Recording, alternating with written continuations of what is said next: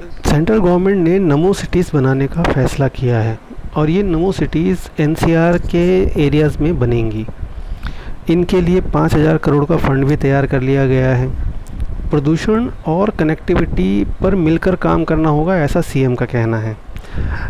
ये बहुत ज़रूरी कदम है क्योंकि हमने हमेशा से देखा है कि जैसे ही सर्दियाँ आती हैं तो दिल्ली एनसीआर जो है उसमें प्रदूषण की मात्रा इतनी ज़्यादा बढ़ जाती है कि जो नॉर्मल लोग हैं उनको भी सांस लेने में बहुत ज़्यादा दिक्कत होती है। और अस्थमा के पेशेंट्स की तो हालत इतनी ज़्यादा ख़राब हो जाती है कि उन्हें लगभग लाइफ सपोर्ट पर रहने जैसी स्थिति बन जाती है उनके। अब ये सारी मुसीबतों की जड़ है कंसोलिडेशन ऑफ पॉपुलेशन। दिल्ली और एनसीआर के आसपास इतने इंडस्ट्रियल जोन बन चुके हैं कि लोगों के पास कोई ऑप्शन नहीं है बजाय इसके कि वो दिल्ली एनसीआर में आकर बसें।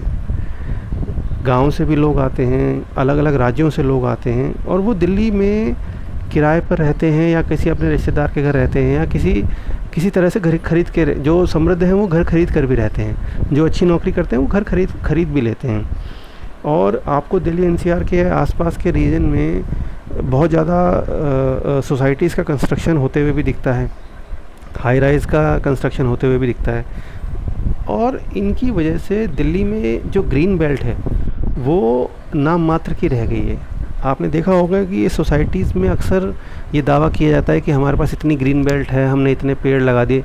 देखिए, बड़े पेड़ को काट के छोटा पौधा लगा देने से समस्या जो है कम नहीं हो सकती, समस्या केवल बढ़ सकती है। क्योंकि एक बड़ा पेड़ जितना कार्बन डाइऑक्साइड खींचकर ऑक्सीजन दे रहा है, एक छोटा पौधा या उसके बदले आप अगर 50 छोटे पौधे भी लगा दोगे तो वो ऐसा कुछ नहीं कर सकते।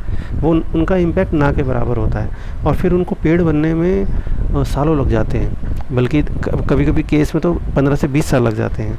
और तब तक तो स्थिति इतनी ख़राब हो जाती है कि लोगों की मरने की नौबत आ जाती है। इसीलिए ये नमो सिटीज़ का प्रोजेक्ट बनाया गया है। इसको देखते हुए मुझे ऐसा लगता है कि ये एक अच्छा कदम तो है, लेकिन ये सही से इम्प्लीमेंट हो पाएगा क्या? 2041 का जो मास्टर प्लान है उसमें जो दिल्ली के आसपास सब सिटीज़ बनाने का फ़ैसला किया गया है वो किस हद तक कामयाब हो पाएगा ये देखना ज़रूरी होगा। सरकार इलेक्ट्रॉनिक व्हीकल्स पे जोर तो दे रही है, लेकिन ये कितना कामयाब हो पाएगा ये कहना मुश्किल है। देखते हैं आगे क्या होगा, वक्त ही बताएगा। जय हिंद, जय।